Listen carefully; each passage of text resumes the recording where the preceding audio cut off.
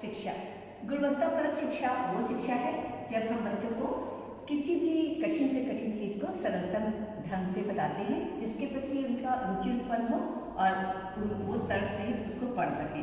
तो हम आज उन्हीं लक्ष्यों के माध्यम से ये पाठ मैंने लिया है वर्ण विचार।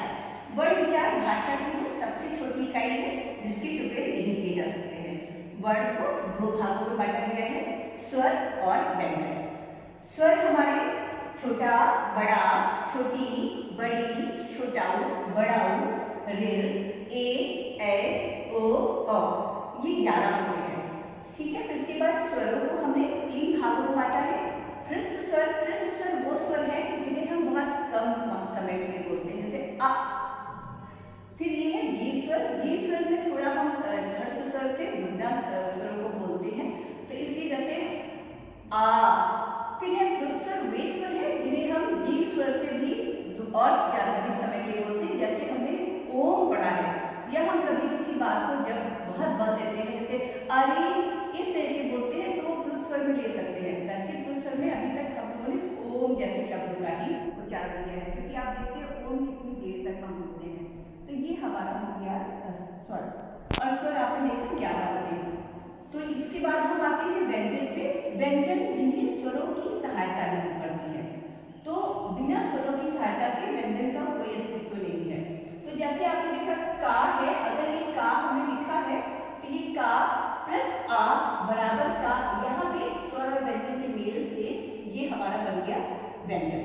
अर्थात आपने देखा हमें व्यंजन बोलने के लिए स्वर की सहायता लेनी पड़ी।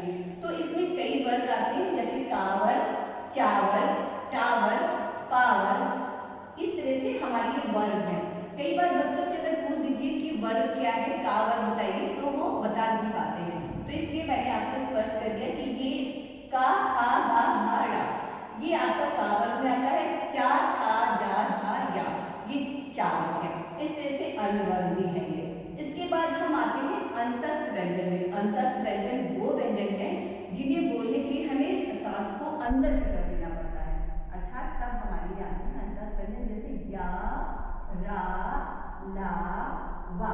आपने देखा सारे स्वरों को हम अंदर करते रहे, हम बाहर तरफ आवाज को फेंक नहीं रहे हैं, अंदर तरफ ग्रहण करते। इसके बाद आते हैं ऊष्म व्यंजन। ऊष्म व्यंजन वो व्यंजन है जिनके बोलने से गर्माहट का एहसास हो। तो ऊष्म का अर्थ ही होता है गर्म। तो आपने देखा ऊष्म व्यंजन में बोलते शा, खा, शा, हा। आप ऐसे हाथ डालकर बोलेंगे तो आपको एक ऊष्मा या गर्मी का एहसास होगा आपके हाथ पे इन स्वरों का उच्चारण करते समय।